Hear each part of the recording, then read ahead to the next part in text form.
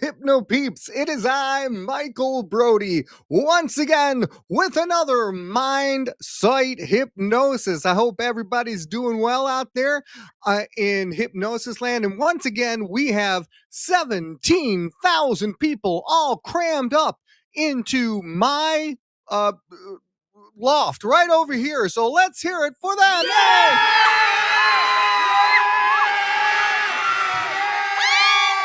Oh, and the crowd goes crazy. Yeah, that's right. This is a wonderful special occasion for this week. Lots of fun things have happened. Lots of fun things are going on.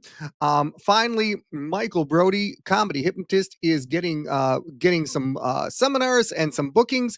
Hooray for that! I am really happy that September is over with because that was a freaking scary month.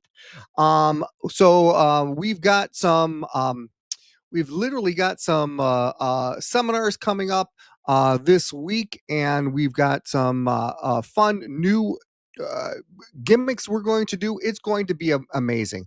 What's going on in the hypnosis world? Well, we've got a lot of things going on.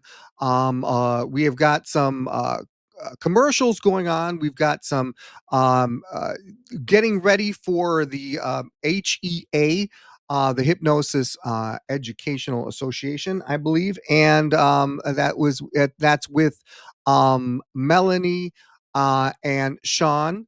Melanie McCool and Sean Bray, and that's going to be a lot of fun. I'm going to be working on that. That's actually going to be in November, but I do have a live show coming up on October 15th at Lake Orion High School. That's right, people from California. I want you literally to fly in. Fly in. That's right. Fly in to Lake Orion High School, and you can have fun because Brody is on a roll. that is correct. Absolutely. I'll be at Lake Orion High School once again. I think it's my 20th year and performing and having a lot of fun. Now, it just so happens we have some people in the house. We have David. Oh, yeah, baby. We have David the hypnotist in the house. Yes, ladies and gentlemen, let's hear it for Dave the hypnotist. Come on, let me hear it for you. Come on, people. Absolutely. Yeah, we love you, Dave. Oh, that wasn't loud enough. Hold on. We got to do that much louder. Should we try that one more time? Yeah, they will try. Much better. Thank you very much. All right. Yes, we have David in the house. We have my beautiful sister, Felicia, and she goes, brother. And of course, I have to go, sister. And it looks like Felicia has already got some jokes going in here. She says, what do you call a boomerang that doesn't come back? A stick. The joke was a hit with a couple of kids. Oh, okay, very good. Interesting. And Joseph is over here. Joseph is in the house. I'm looking at a lot of people who are right now on. Oh, and David from California. That's right, Dave. You have to come on over. Make sure you do that. We are having just totally a blast over here. And we have David thinks that's funny. And Joe thinks that's, hey, brother. Hey, Joe. It's good to see you. Haven't seen anybody on Facebook Live yet. I'm actually trying to see if this is on. So hold on for 1 second. I think you are on. But you never, ever know when it comes to live theater. Woohoo! Okay. So what do we have going on tonight? Well, ladies and gentlemen, it's true. I have done the impossible. It took a lot of strings because I work with marionettes, and it just so happens I have for my guest the one, the only, the amazing, the incredible Chris Jones is here. So, ladies and gentlemen, without any further ado, I'd like you to meet my good friend. Well, and if he's not my good friend, I can fake it. Here he is, Chris Jones, right on stage. There he is, drinking up a storm. Hello, Chris. Hey, hi everybody. Hi to Sissy. Hi to Felicia. I like that stick joke. I'm gonna steal it. He's It's not gonna. just for kids; it's for dads too. Amen. Amen. Oh my gosh, are you correct or not? I'm telling you. We've how are you today, Chris? It's good to see you. Good to see you. I'm grateful. You're That's what it is. and you know what?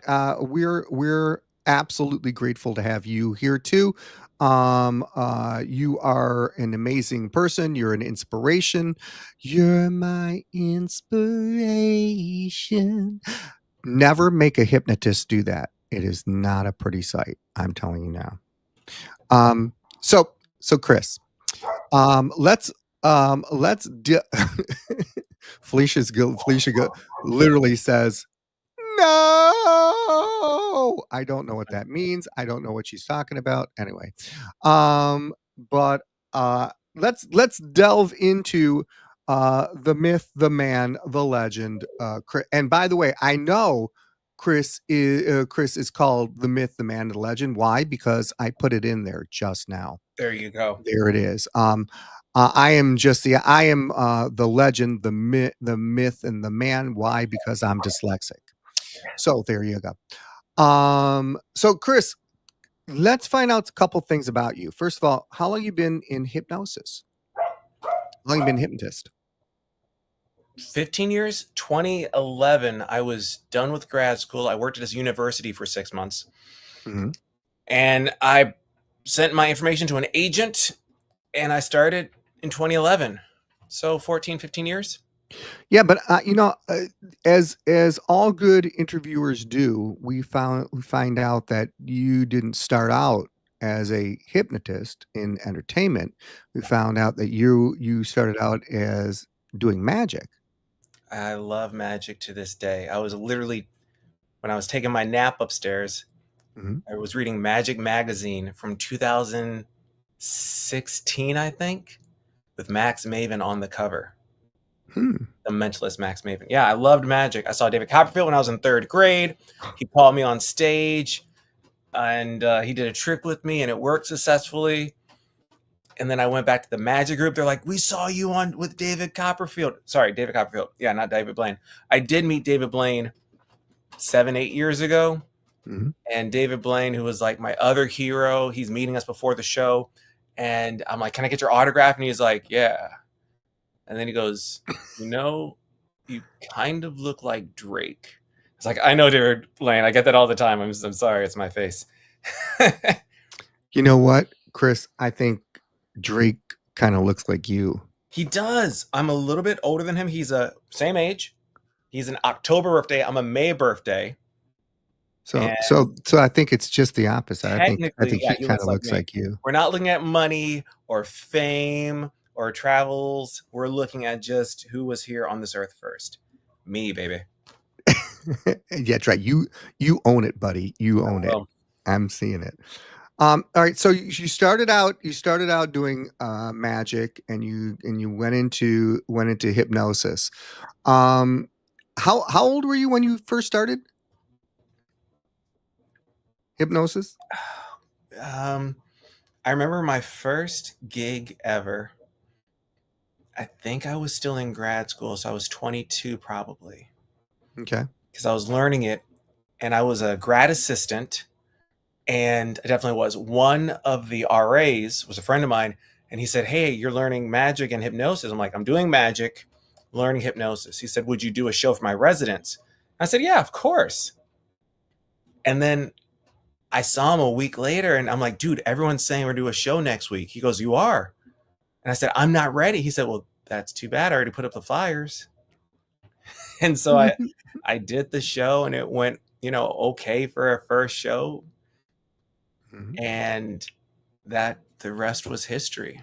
So this show is really for um people who start out as as hypnotists and for the people who have been doing hypnosis for a long time. So, um, my question to you is that first show that you did way back when, even before hypnosis. I'm talking the first show you ever performed for somebody. Oh, Yeah, we're talking a few years from a few years ago. If you had to hop back into that time machine that you have, and you check that out, and were you nervous, and how many people were there?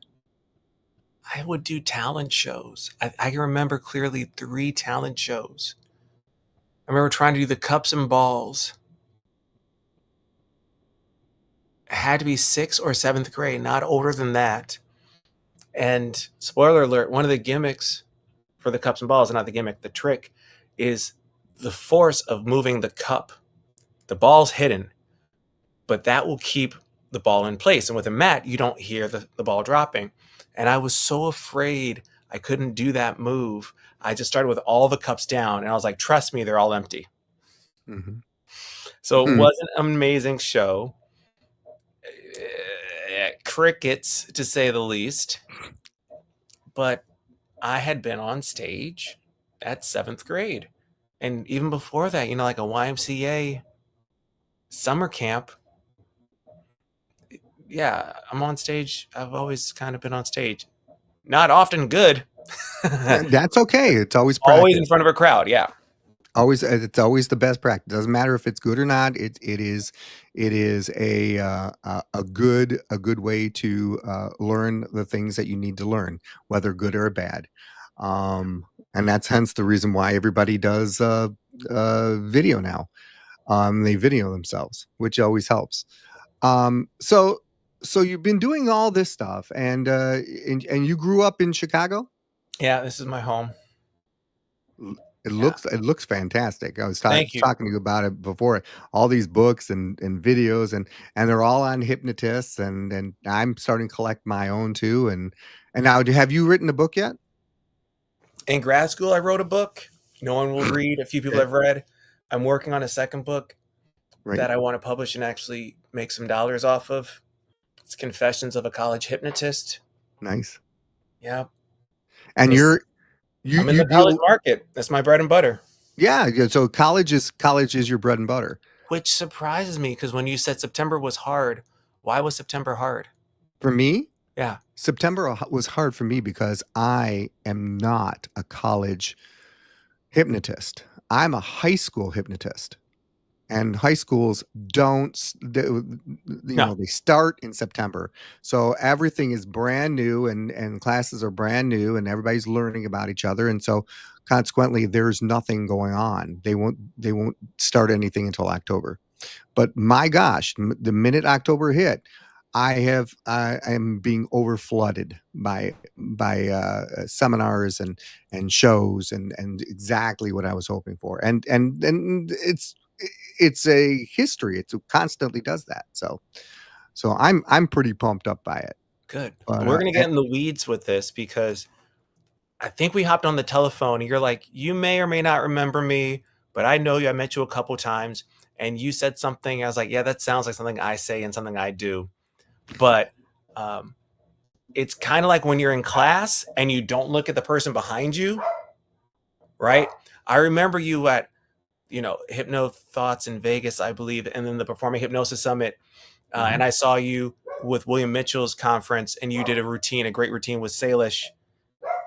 So if yep. people listening, if I've met you, but it didn't stick, please just know I'm not a diva. It's literally just I have Peter Pan syndrome.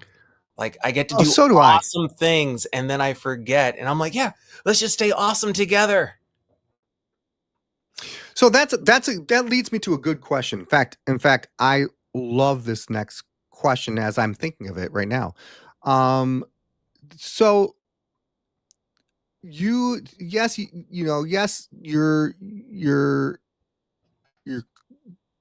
national claim to fame is because of America's Got Talent, and a lot of people saw you. I think also that that in the hypnosis world, even before America's Got Talent, you still had that name for yourself, isn't it? And I'm finding this out too, very, very slowly.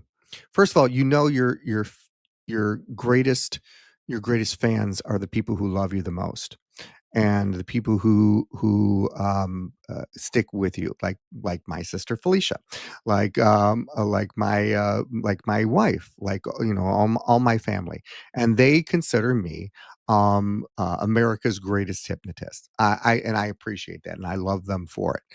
But honestly, do you ever feel that sense? Because I don't feel that sensation of being a notable hypnotist yet.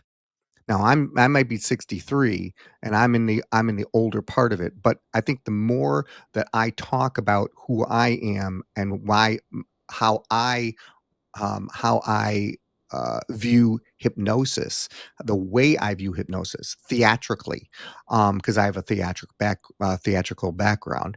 Um, I I tend to say that I'm one of the more unique hypnotists. I'm one of the more really, really crazy, and I wouldn't know necessarily crazy, but definitely um, flowing kind of hypnotist because I love theatrical. I love the ebb and flow of of having a storyline to it.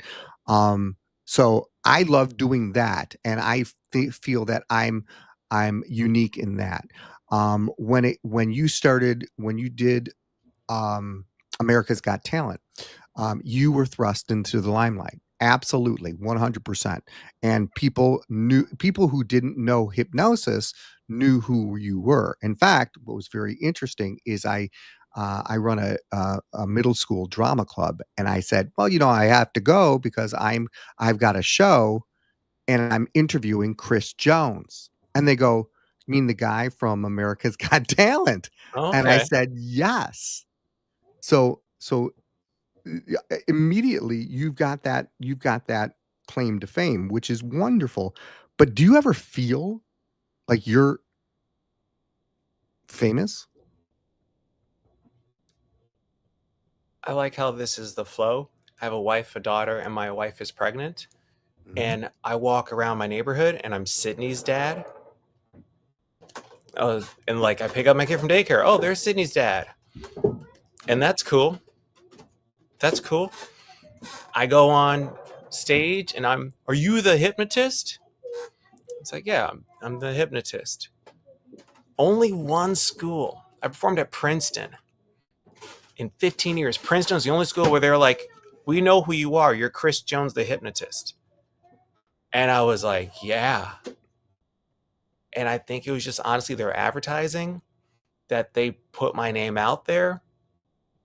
But that was the only school. And this is years after America's Talent, where they're like, you're Chris Jones. Here's your occupation. We know that as well. So do I feel famous? No. I did feel famous when I went to Ireland for the Ireland Hypnosis Conference, Yes. hypnotherapy conference. Mhm. And that was only after I got the introduction at dinner. It was Jason O'Callahan, who's Mhm. like, we have hypnotist Chris Jones with us today. He's gonna do a little something. He's a hypnotist, and he like laid it all out for people. And then we finished the show, and people are taking selfies with me, and I'm like texting my wife, I don't know if Irish people like selfies or if I'm something of a big deal here. Either way, I like it. Let's put it this way, you're a big deal. You're a big deal anywhere you go. I'm a big deal. I'm a big deal anywhere I go because at the end of the day, it's not what other people think, it's what you think. It's true. And but I will take what David thinks because David says Mike looks good at 63. So I'll take that too. Makes me feel Take it. good. All right, I'll take whatever I can get. Um, and so it is an amazing credit to hypnosis, and think about it. Look at all the people who first started. who first went into that claim of fame, like Pat Collins and Terry Stokes and all the and Tom uh, Silver. yeah, Tom Silver. All these different people, all these giants in the field, and they obviously don't think of themselves as that kind of situation, but yet we we appreciate that, and it helps us as people who are still doing hypnosis. Gives us a little bit of chance to get out there and get to know us. I'll tell you So real fast about Tom Silver. I got to meet him before he passed, mhm, and he told us that he was sick, and his clock was ticking. But he also said, "I moved my wife a 5-minute drive away from our grandchild. I have nothing left to do." And it wasn't a sad thing. It was like, I've accomplished it all. And it wasn't I was on stage and I made this money. It was grandma's 5 minutes away from grandkids. I don't have anything else to do anymore. I'm going to see this next chapter of the universe. This book's going to close and I'm going to go on to the next world. and it's true, and I've learned that too. You learn after a while. The time when you get older, Chris, I'm gonna tell you a story. This is a true story, Chris. I'd like to put in my teeth first. God bless us. Okay. God bless it. Yeah. Um. Uh. Seriously, that the older you get, the more you realize how incredible life is, and then you start looking around you and things you didn't notice before. And I'm now very, very grateful for the things that I can do, and for the things that and for the happiness I can give other people. That's what I found, what God has given me. It's given me a talent to make people smile, to make people happy, and I really like that. Does it help that I can make some money? Yeah, yeah, it's a secondhand, but but I'm doing what I want to do, and I love doing it. So, Chris, can you hold on for a second? We have a commercial. We have a commercial break, ladies and gentlemen, and we will be right back with Chris Jones. If you guys have any questions you'd like to ask, please feel free to Ask put me a it in. question, please. Yes, and please feel free to put it in the comments, and we'll be right back.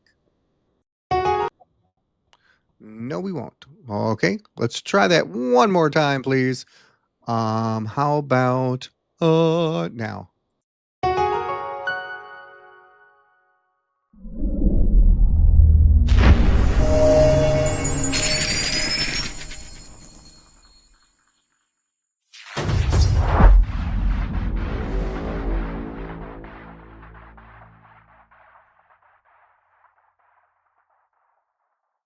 Ladies and gentlemen, it is time to meet the world's greatest sumo wrestler. 1, 2, 3, open your eyes. There he is.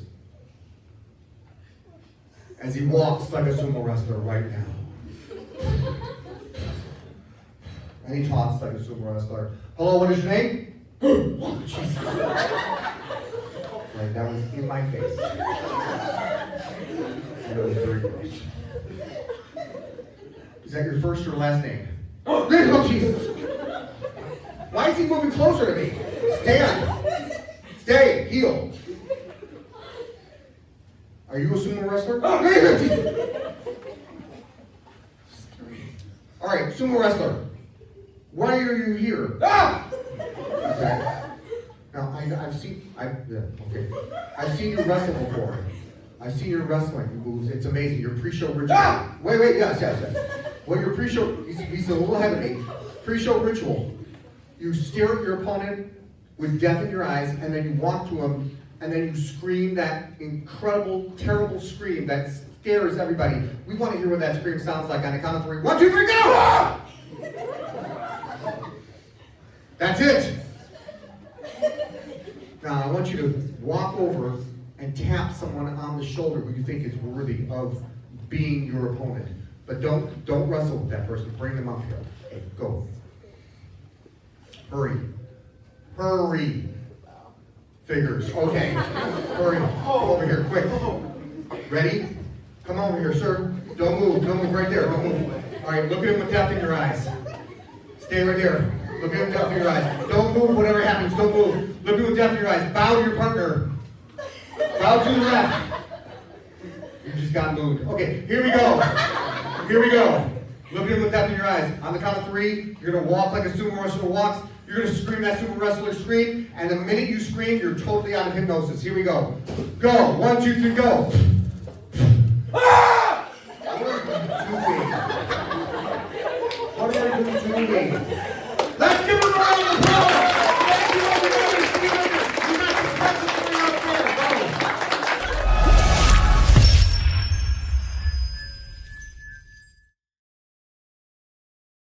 And we're back. Hey, Chris, welcome back. All right, so we've got. I'm looking at the live chat, and I don't see anybody asking any questions yet. I have questions prepared for you. You have? I'm sorry. I have questions prepared for you. You do. Speed round, 3 questions. Are you ready? Wow, this is not. I'm so shy. Sure, go ahead. Where were you born? Detroit, Michigan. How many times have you been to Canada? Many times. Have you read this book, Jason Linett, Work Smart? I have not. Have you enjoyed Bad Mike Brody? Your Life Sucks by Jim? I have. Finding Focus by Joshua Seth? I have. You Can Do Anything by Boris? I have. Buddha in the Trenches by Dr. Steve Taubman? I have not. He has these 2 books. I'm a big fan of him. I saw him when I was in grad school, and I have that one though. A great shout out. This one's very good as well. Yep. And I'll share with you this one. This is a gem for people watching. 101 Things I Wish I'd Known When I Started Using Hypnosis. Nice. I like that. Looks like an easy read. It is, but every single page is a new thing. So you cannot digest it in a sitting. I like it. You have to take your time with it because the concepts are so good. It's just wonderful. And he does a real nice thank you to his wife at the beginning. I'll share this with you very, very fast. Yes. The history of hypnosis is littered with stories of the downfall of practitioners who are lured into grandiosity by the siren song of cures that border on the miraculous. I dedicate this composition to my wise and precious wife, Marilyn, who has been my anchor to keep my feet on the ground while my head was in the sky. Again, a great book by a medical doctor. I highly recommend 101 Things I Wish I'd Known When I Started Using Hypnosis. What is that called again? One more time. 101 Things I Wish I'd Known When I Started Using Hypnosis. There you go, people. That's what we need to get. Very nice. That book. So what's next for you, Chris? I want my daughter to know how to read and ride a bicycle without training wheels. Okay. That's exactly what I was hoping you'd say. Yeah. Other than that, I just did. How old is your daughter? She just turned 5. Have you ever hypnotized her? No. I can honestly say that when my kids were young, I hypnotized every single one of them. And I can honestly say, as you get older, Chris, and they graduate from high school, and they have a big, gigantic graduation party, and they're going to go, Dad. They're either going to say one of 2 things. They're going to go, Dad, don't do hypnosis at my party. Or they'll go, Dad. Or my daughter went, Dada, could you please do hypnosis at my party? Okay, one or the other. So those are the 2 different things. So I guarantee you that is going to happen. One of those 2 things. Pretty cool. I'll absolutely guarantee it. So what is on the horizon for you? Oh, geez, Louise. I know. First of all, we are getting close to where we have to stop. But before we stop, I do have to ask you a question that it was lingering in my head before, and I did happen to see on I believe it was the Judgmentalist show. So, Chris, tell me, why were you in Scrubs? I wasn't in scrubs. That's good. I was in a hospital gown. Tell me, why were you in a hospital gown? I You stud, you. I had to rehearse for my TED talk. It has not been released yet. I recorded it. They recorded the people at TED, and they were wonderful to help me with that. Wonderful. And so, what was the meaning of the hospital gown? Yeah. So I'll share with you. America's Got Talent. I was 29 years old, and they had a viewing party for many of the contestants. Not all of them, but quite a few. So Howie Mandel's there, and Mel B's there, and I'm drinking champagne and I'm elbow bumping Howie as we watch ourselves on international TV, and Mel B is giving me praise and love and appreciation. And in the next room, my mom is suffering from chemotherapy, and she's lost her hair and her body is aching and all these things. But I'm watching myself on America's Got Talent. My phone is blowing up. Cure me, cure me, make my wife love me. I want my kids to be happy permanently. Make my kids brush their teeth. Everything. So I went around for like half a year just helping people for free. Like literally, I didn't charge anyone with the hypnosis. They came to my house. I drove into their homes. I'm not saying this to sound like I'm special, but You clearly are. I compensate for my mom's cancer. Mhm. Mom passed away. I kept performing. And then my agents at the time booked me for a cigarette company. I didn't want to do it because my mom was a smoker for a bit. And when you lose someone to cancer, you want to fight someone, but you can't beat up cancer. And so I lost it on an airplane, and I woke up in the psych ward, Yeah. and I'm wearing the gown. The doctor's like, "You're having a manic episode. You have to stay here for a few days. Memorial Day weekend, you just got to stay." And there is a TV, and America's Got Talent is on. And I'm watching America's Got Talent wearing a hospital gown, pointing at the screen. I was on this show. I'm a hypnotist. I'm not crazy. And they're like, all right, Jones. Oh boy. So, yeah. Well, listen, we have to get going here. Um, I'm reading some stuff they typed to me. Let's see if I can get this here. Do do do So that was do. my TED talk about That living was life. that was.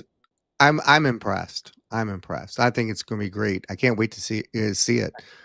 All right. I don't know if you asked Chris, but who taught him stage hypnosis? I'll answer that. Um, was it self taught or with a personal trainer? The person who got me seeing I could do hypnosis instead of magic was this guy, Dr. Steve Tallman. The person who said, you can carry my bags, hang out with me, I'll buy your meals, literally just keep me company because it's a lonely life, was Fred Winters. And then it was Salish. Salish literally just had these conversations with me. I remember him playing a recording of his son giggling. He was tickling his son and giggling. And he would listen to that before the show to put him in a better mood. That's great. Yeah, it was very, very cool. And I just remember like it didn't mean a lot to me. It was fun, it's Yeah. your kid laughing, but there's no emotional attachment to me and his son. But now But I hearing totally that, 110% get it. oh A yeah, million percent. Yeah. my kids are gone, and yet anytime I hear a little kid's laughter, it reminds me of that too. Or I'll be in a Um, gym and I'll hear daddy and I'm like, you're mm. not my kid. Hey, Oh, listen, I'd like to end the show on a special note, okay. and more like a present to you, Mm. if we could here. I'm going to give you a present. I'm going to call up my sister Felicia, and she is going to give you one really freaking amazing dad joke. Yeah. And the idea is to listen is to listen specifically to her laughter Okay. because that is where she really thrives. So I'm going to call her up right now. And here she comes right over here. I put this up a little bit. There we go. Let's see if she answers. What's the age difference? She is 4 years older than I am. Jesus Christ, what is wrong with you? Hey, you're on live. It's Michael. It's not Jesus. I'm going to kill you. I hope everybody heard that. And then everybody heard that. You Tell want me a to joke. praise the Lord. I'm going to kill I you. have my list with me. You're always prepared, Flea. Always prepared. So I was going to tell the sick joke, but here we go. Now you can tell a different joke. All right. So this is for Chris Jones and 5 million people who are listening. Okay, are you ready? Chris, this is a funny one. You're going to laugh hysterically. Okay. Go ahead. What, what is it called when you pick a fruit off the vine before it's ready? Statutory grape. I'm going to tell that to my wife, and she's not going to like it. She's a social worker therapist. She's going to hit me right in the She's a chest. social worker therapist. Oh, God. That's not good. When you take a piece of fruit. Why does she sound like a witch? It's Halloween. You take fruit off when it's not ready. Statutory. Are you done? Are you It's not as funny. It's not as funny as what's red. Michael loves this one. What's red and hurts your face? What? Brick. All right, we got to go, Flea. I love you. Yes. That's wonderful. Goodbye. Oh my God. Okay. On that note, thank you. I'm going to let you go. If you just record her laughing, kind of full circle moment, that could be, if you ever do like everything's hysterical routine. Oh, yeah. Yep. Have that as the background track. I have her. I have tracks of her on it too. Yeah. Good. I'm glad you didn't miss that absolutely. opportunity. All right. Listen, Chris, thank you for everything. I appreciate it. Thanks for coming on. Thanks for sharing a little bit about you. And thank you, million people. I appreciate y'all. All those millions of people are let's one more time, everybody, let's hear it for Chris, the man, the myth, the legend, Jones. That's 4 people. What's up? All 17,000 people in my bedroom, in my studio there. Yeah. We're so technical here. All right. Will you take care, Chris, and we'll talk to you later, okay? You will. Take care. Thanks, Mike. All right. Thanks. Ladies and gentlemen, once again, that was Chris Jones. We appreciate him being on the show. Also, before we go, we want to remind you that this show is being sponsored by the letters BSB. What does BSB stand for?